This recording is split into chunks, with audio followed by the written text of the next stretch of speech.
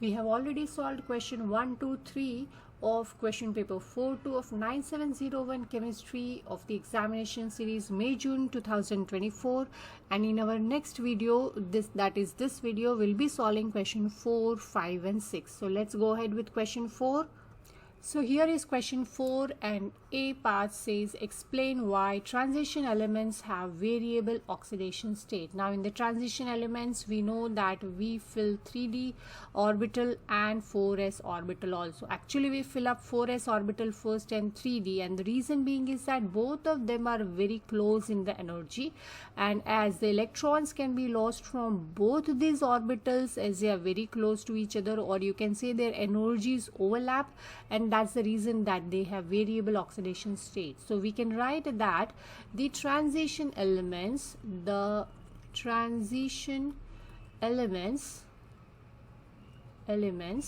have 3d and 4s orbitals which have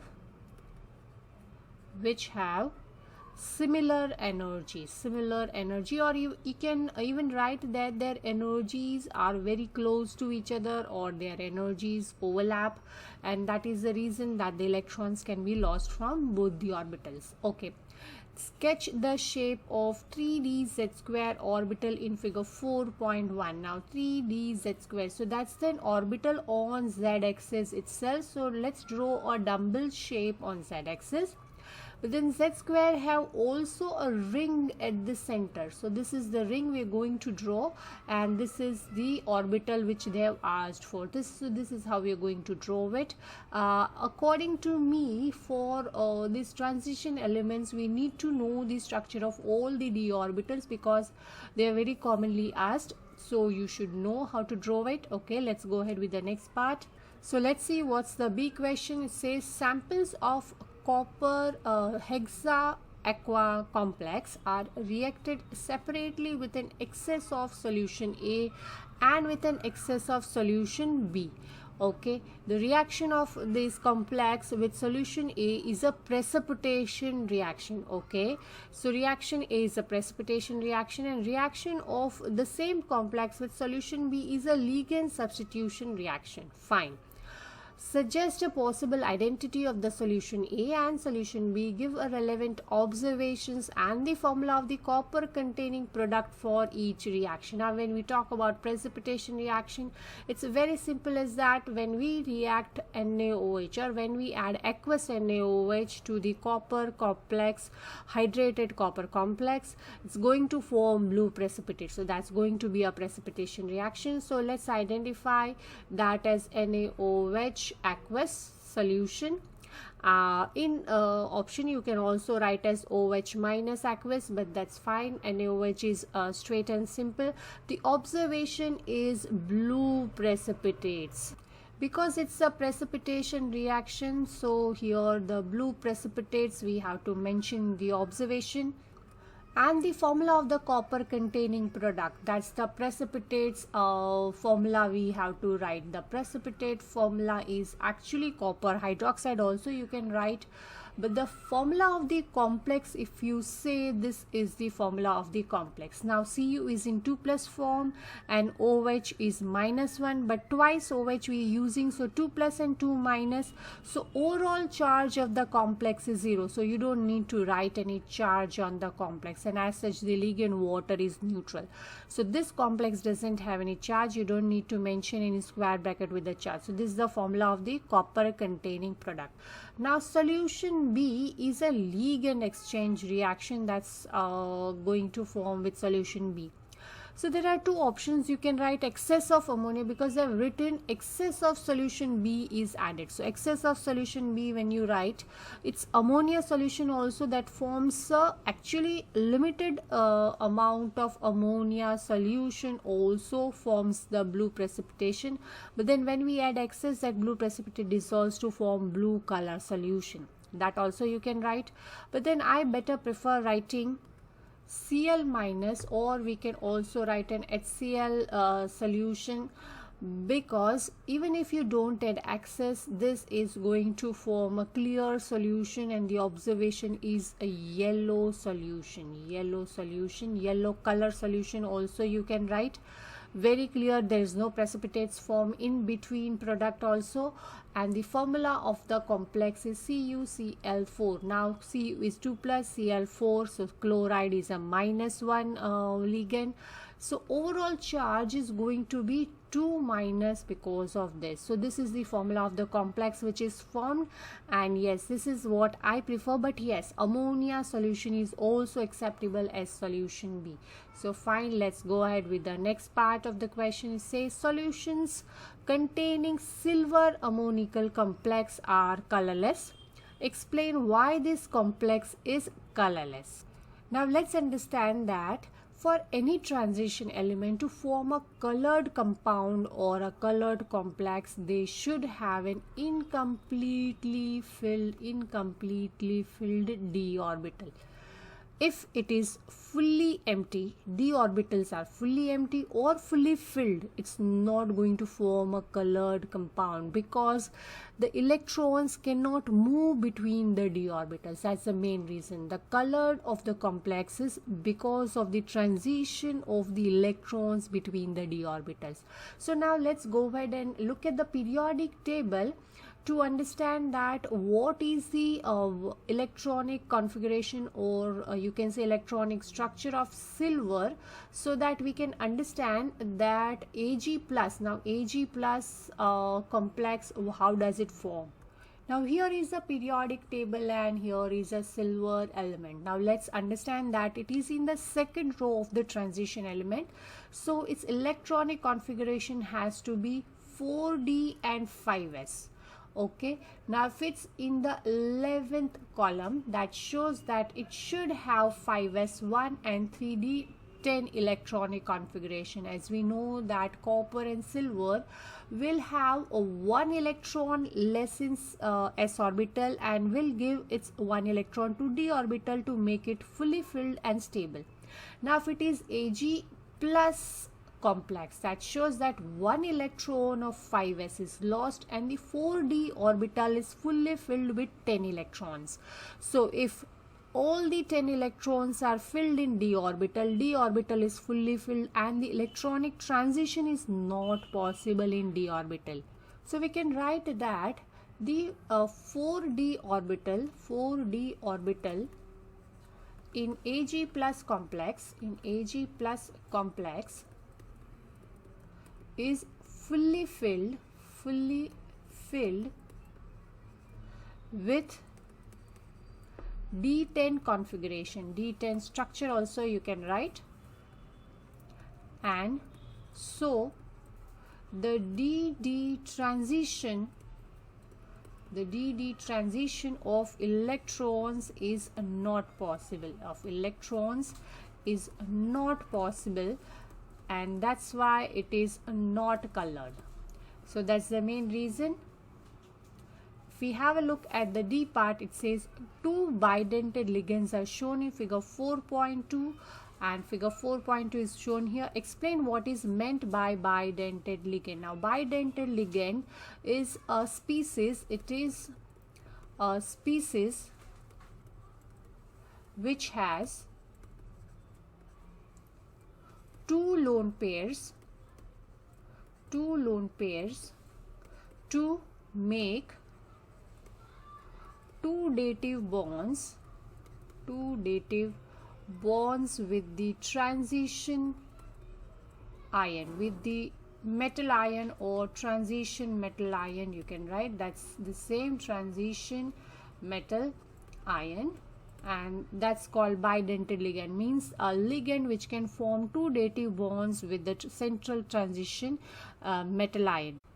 The sub-question E is ruthenium 3 ions form an octahedral complex with the ligands DPY and chloride ions. This complex shows the same kind of stereoisomerism as the ruthenium complex shown here with the ammonia and the chloride ligands, but also shows a different type of stereoisomerism. So along with this, it also shows some different kind of stereoisomerism. Question 1a. Complete the three-dimensional diagrams in the figure 4.3 to show the three different stereoisomers of the ruthenium complex shown here. And the DPY ligand can be represented using this N structure shown here. So we can use that in shortcut. So what we need to understand is that the ligand which is bidentate we used is twice, and the chloride is also twice, and we are supposed to make three isomers. So we need to understand that along with the cis and trans, we also need to make the optical isomer of trans. Now optical isomer of trans is not possible, so you are going to make an optical isomer of cis. So if we start with isomer 1 and 2, let's first make cis isomer, one of the cis isomer, and then make the optical isomer of the same, and then in the isomer 3 we are going to make the trans. So if we represent the bidentate ligand as N, and we are supposed to complete the three-dimensional diagram.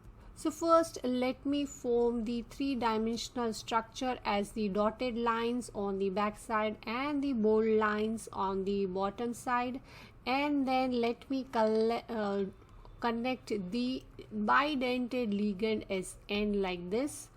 So this is how we are going to connect, and this is the bidentate ligand. So okay, N is also written here, and then one more N here. Now we can see that we have already connected two bidentate ligands and then two chloride ions. So two chloride ligands here. So if we draw the optical isomer of same, that is the exact mirror image, I again need to draw it in the same way, but exact mirror image of this. So obviously if I draw the mirror image, I need to draw the N first here with the bidentate ligand. So drawn here. Another bidentate ligand here, that is this one. So I'm drawing it this way. Fine, done. And the remaining two as a chlorine ligand. So done. These are the optical isomer and the cis. Now for to draw the trans, I can draw chlorine on the opposite sides, two dotted line, two bold lines drawn here, and then connect this bidentate ligand here. And you can see the way I'm drawing, that's very easy to draw. Otherwise at times students may get confused how to draw the bidentate ligand. So if we know that we are supposed to connect only the N, this is how we are going to write 2N first and then connect it with the just and skeletal kind of isomer line, and that is how we draw the isomers. Okay, let's go ahead. So the next sub question is that state the different type of stereoisomerism shown by this complex. So obviously we have already done it, that is optical isomer and geometric isomer, that is cis trans isomer. So optical isomer and geometric isomerism is what is shown here. Deduce which stereoisomerism in E1 are non-polar and explain your answer. Obviously if we talk about non-polar, it is the trans isomer which is non-polar. Why? Because the opposite ligand which are similar will cancel each other's dipoles. So we can write as the ligands cancel the dipoles of each other or the polarity of each other, and that's how you can say that it is non-polar. Let's go ahead with the next question, that is question 5.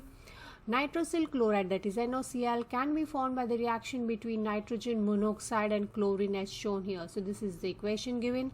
The initial rate for this reaction is investigated starting with different concentrations of NO and Cl2. The results obtained are shown in table 5.1. So here is table 5.1. Let's understand what is the question. Next is use the data in the table 5.1 to deduce the rate equation for this reaction. Explain your reasoning. Okay, let's understand the data given in the table, and then let's deduce the order and then make the rate equation. So if we start with deducing the order, we can see that comparing experiment 1 and 2, the concentration of chlorine is same, but the concentration of NO is getting 3 times. Yes, we can see it 3 times. And then if we compare this, so it's 10 power minus 2, this is 10 power minus 1, and if we divide and find the ratio, we can see that it is 9 times. If we find out the division, by division we can understand it is increasing 9 times. Here it is increasing 3 times. So what are we going to write? We can write comparing experiments 1 and 2, the concentration of chlorine is equal, but so concentration of chlorine is equal, or you can say same, but concentration of NO is 3 times. Concentration of NO is 3 times. The initial rate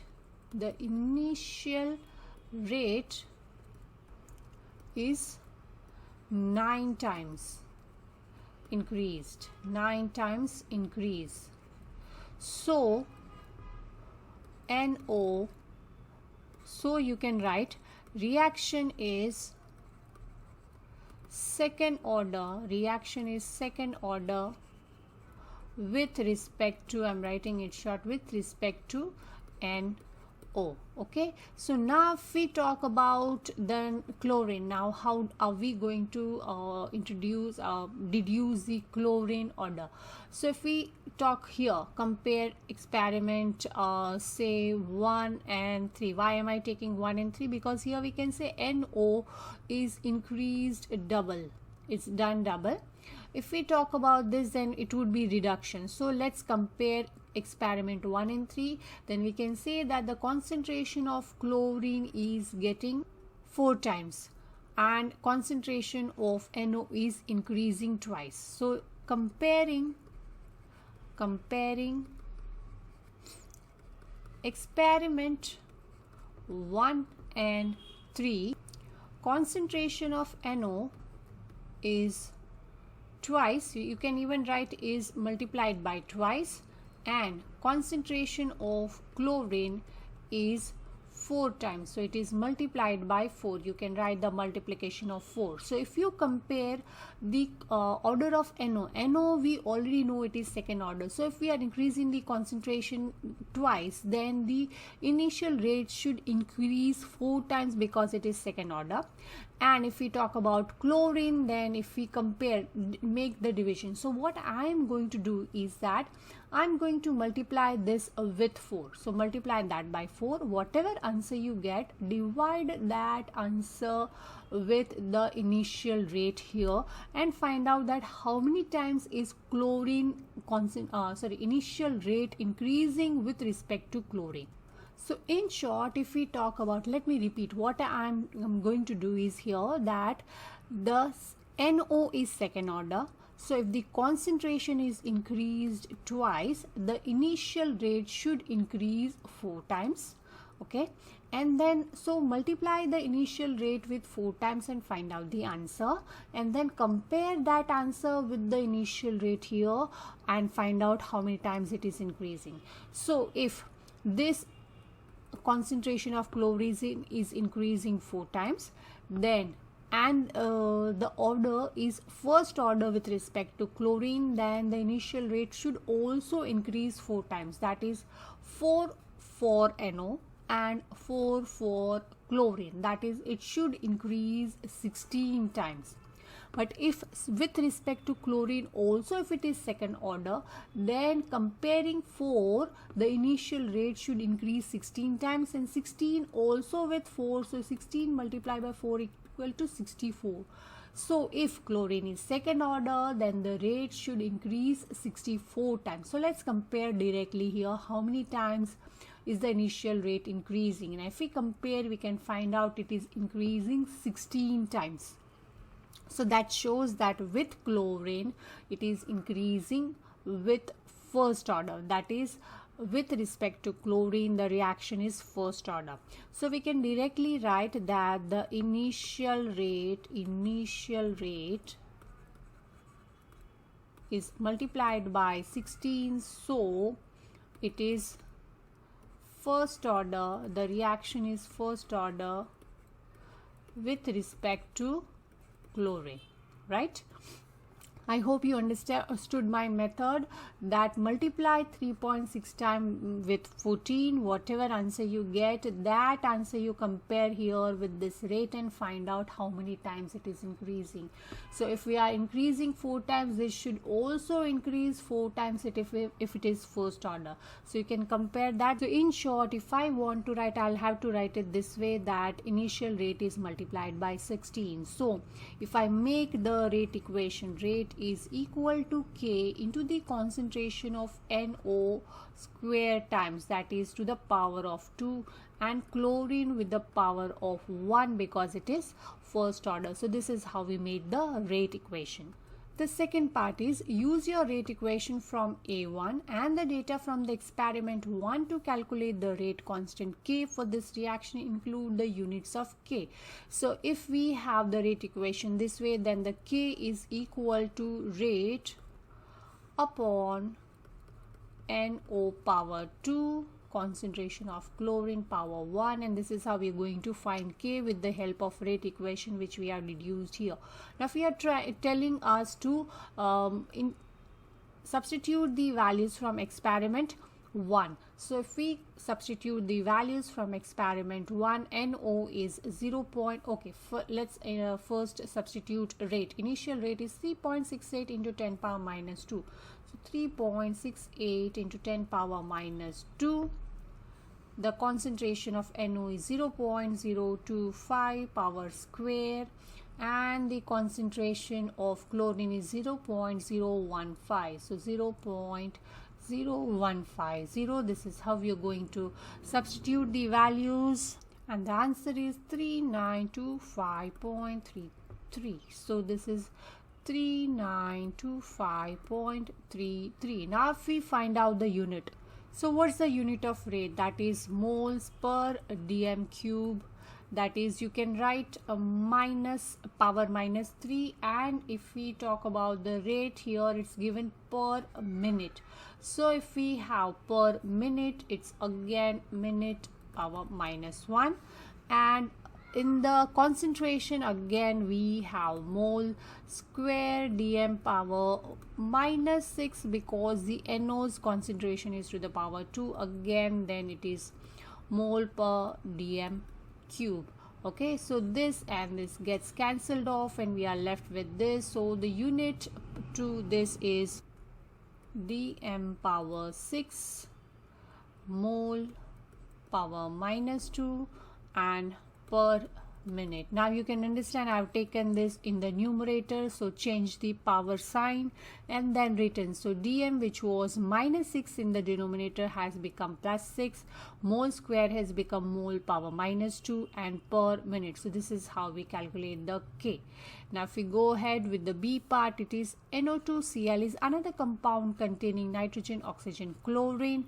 In the sunlight, this compound undergoes homolytic fission to release chlorine radicals, which can catalyze the conversion of ozone into oxygen. Okay, complete the mechanism for this process. Initial homolytic fission.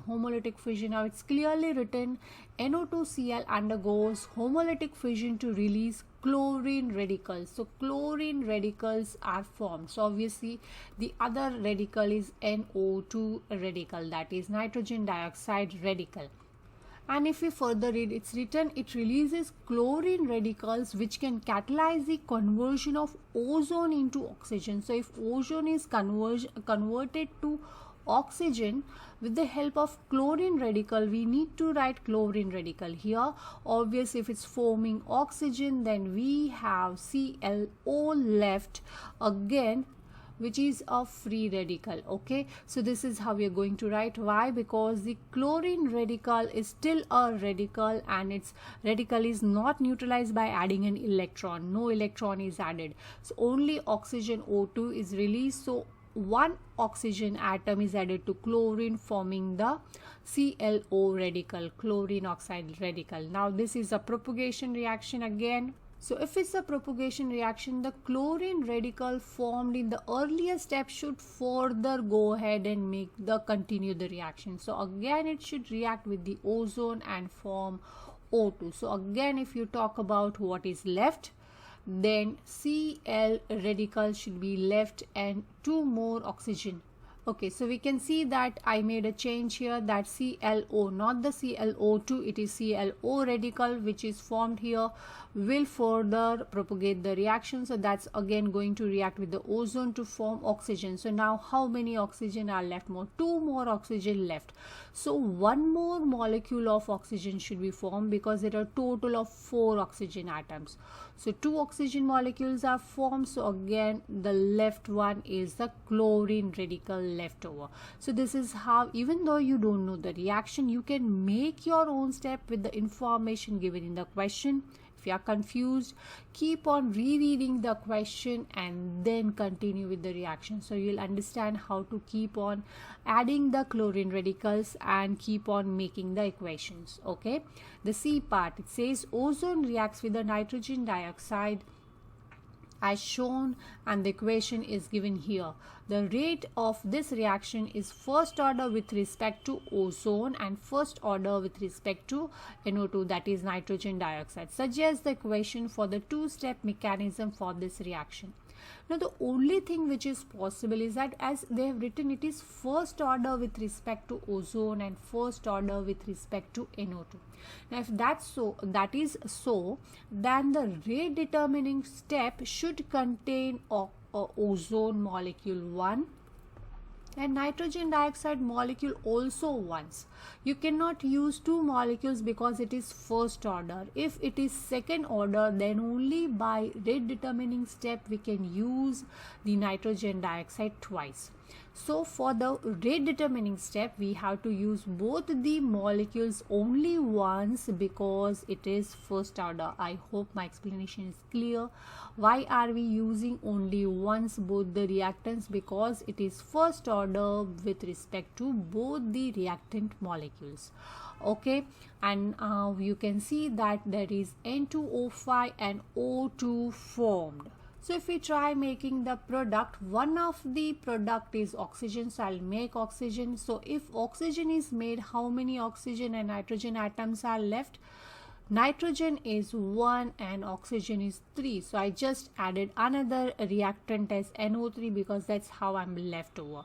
But you can see that the 2 NO2 are used and NO3 is nowhere in the product side. So whatever byproduct or intermediate product is formed, that has to be used up in the second step. So I'm using up that product, and the second molecule of nitrogen dioxide has to be used because that is in the stoichiometry of the equation. So let me write it here, and that is why we directly write N2O5, because if you add both the molecules it is N2O5. So that is the one of the main product. Oxygen is another product, both are formed. NO3, which is an intermediate product, is used in the step 2, so that is not the original product. So this is how you're going to make your own reactions from the information given in the about the rate equation, and this is how you make. You may definitely make some changes, but then what you need to take care is that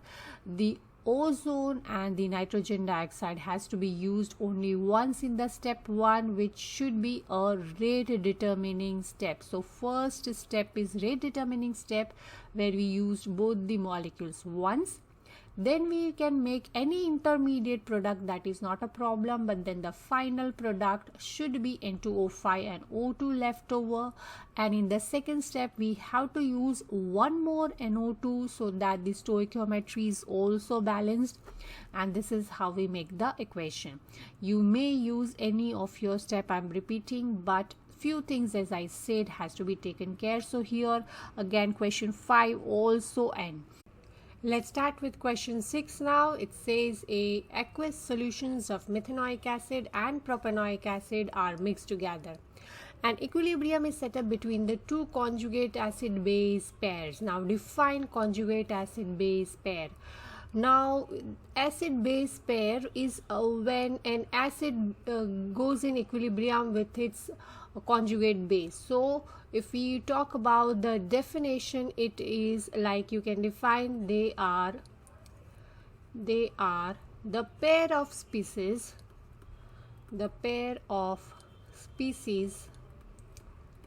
which differ by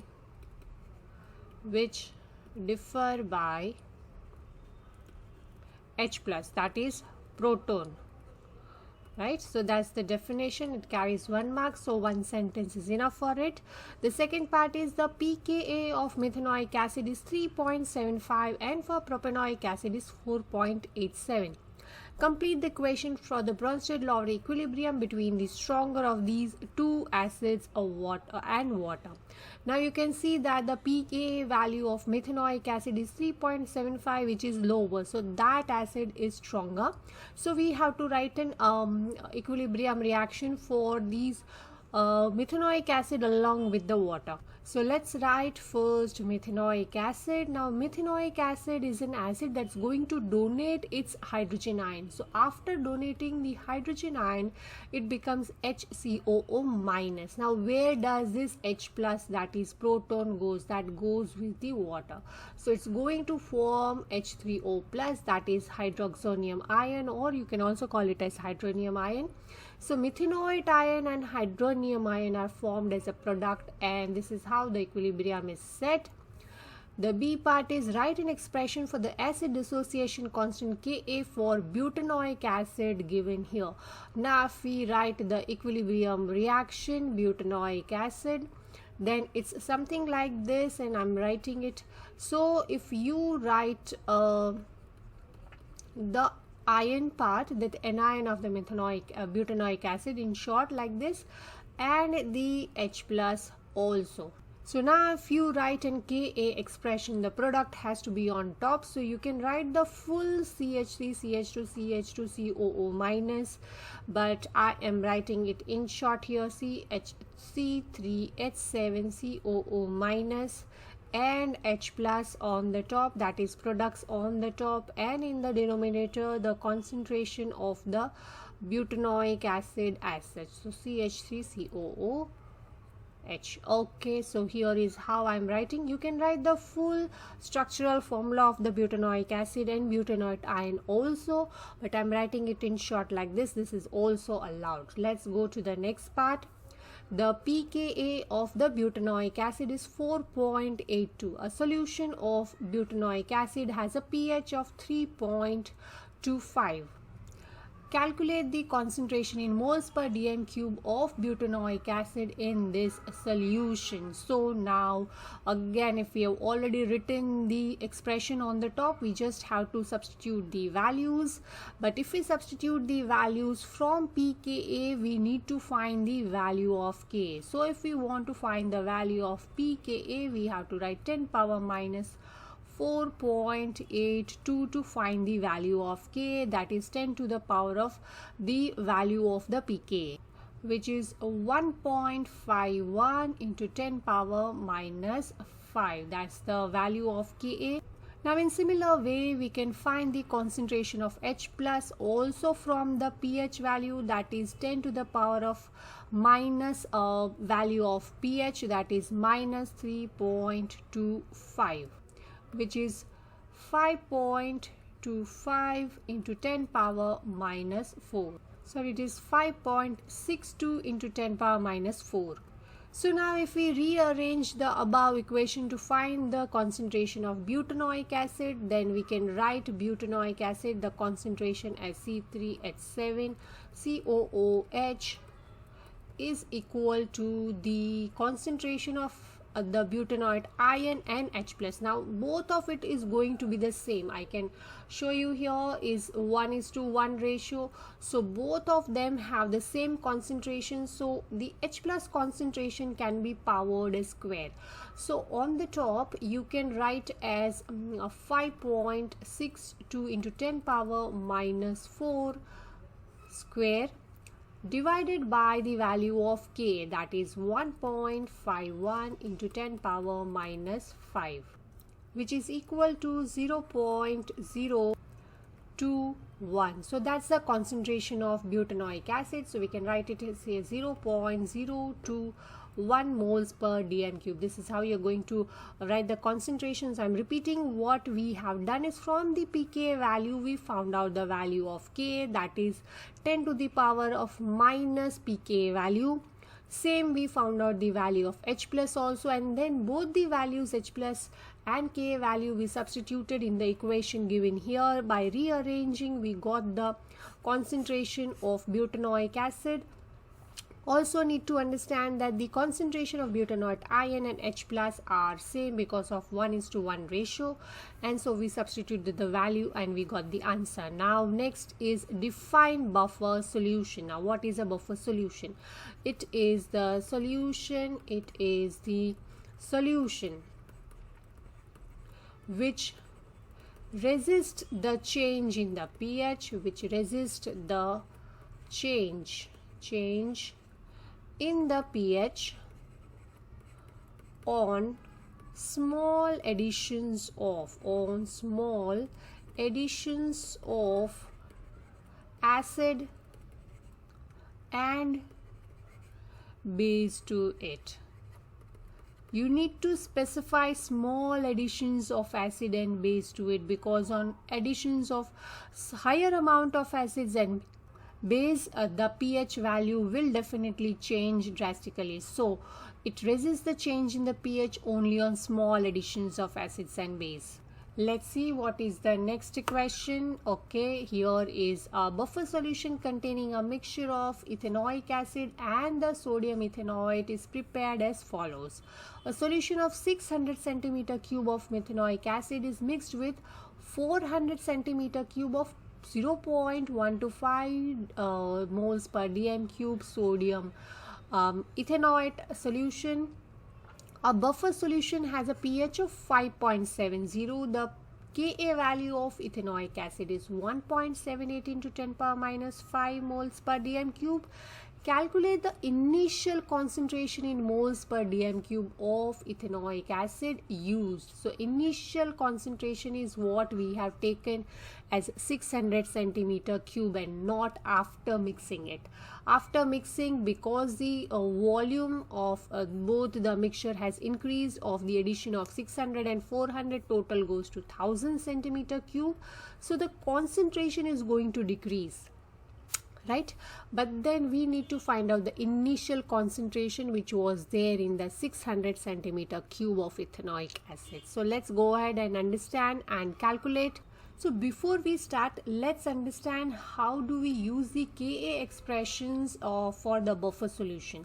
Now when we write A minus in general and H plus for an acid, we write it this way, right? So this is the concentration of acid, the anion of the acid, and H plus concentration. Now for buffer solution, this is the concentration of salt, you can say. This is the concentration of H plus and the concentration of acid. So if we rearrange this, we can find out the concentration of acid here in the buffer solution, right? So we can arrange it that way. So first we need to find out the concentration of H plus and the concentration of salt used, right? So first let's find out the concentration of H plus again by using 10 to the power of minus the pH value, and the pH value is 5.70. So let's write it 5.70, which is equal to 2.00 into 10 power minus 6. Actually it's 1.99, but then as it is 1.99 again something, so I've rounded it up to 2.00 into 10 power minus 6. Now if we find out the concentration, moles of the salt used, so we have got the volume, we have got the concentration, so we can find out the moles of the salt used, and that is the volume is 0.40, because 400 is centimeter cube, so we need to divide it by 1000 to get the dm cube. So volume into concentration, C into V, so 0.125 is the concentration, which is equal to 5.00 into 10 power minus 2. So these are the moles. this is the concentration of H plus. So we have got the concentration of H plus, we have got the moles. Now the moles can be directly used as the concentration because the total volume is 600 plus 400, that is 1000 centimeter cube, which is equal to 1 dm cube. So here if we want to find out the concentration of moles divided by volume, the volume is 1 dm cube, so we can directly use the number of moles as the concentration. C is equal to N in here our case. So Ka value again if we find out, yes, it's given in the question. So if we rearrange, then the concentration of acid, that is CH3COOH, we rearrange the equation, then we get the concentration of salt multiplied by the concentration of H plus divided by Ka. Now if we substitute the values, the concentration of salt we have already found out, 5.00 into 10 power minus 2. The concentration of H plus is 2.00 into 10 power minus 6 divided by the Ka value, which is 1.78 into 10 power minus 5. So we get the concentration of acid in the buffer solution, which is equal to 5.60 into 10 power minus 3. Now again, as I said, the moles is equal to the concentration, so the moles concentration is equal to the moles also. We can write it directly. Now as we have got the moles of ethanoic acid present in the buffer solution, we can find the concentration of ethanoic acid initially used. So moles divided by volume, so the moles is 5.60 into 10 power minus 3 divided by the initial volume was 600 centimeter cube. So you can write it as 0.600, as again we divided by 1000. Now that is equal to 9.33 into 10 power minus 3 moles per dm cube. So this is how we have found out the concentration. You can rearrange, recheck how did we find out. We find out the concentration of H plus and salt first. We substituted that in the equation of Ka to find out the value of concentration of acid. From the concentration of acid in the buffer, we found out the concentration of acid initially used. So this is how we went off. The D part is a fuel cell is an electrochemical cell that can be used to generate electrical energy by using oxygen to oxidize a fuel. Methanoic acid is being investigated as a fuel in fuel cells. When the cell operates, methanoic acid is oxidized to carbon dioxide. The half equation for the reaction at cathode is given here, where oxygen changes to water. In the fuel cell, the overall cell reaction is the same as that, the complete combustion of methanoic acid. So now deduce the half equation for the reaction at the anode. So if we write the complete equation of methanoic acid combustion, then we can write it here. It is CO2 plus H2O. Now if you balance it, then we need to add half here, and that's how it is balanced. This is the overall reaction. Now after that, one of the equation is given here, and we need to deduce the another half equation at anode to make this as a complete reaction. But we need to understand here we have an half equation where oxygen is one molecule, but we have used half the molecule here.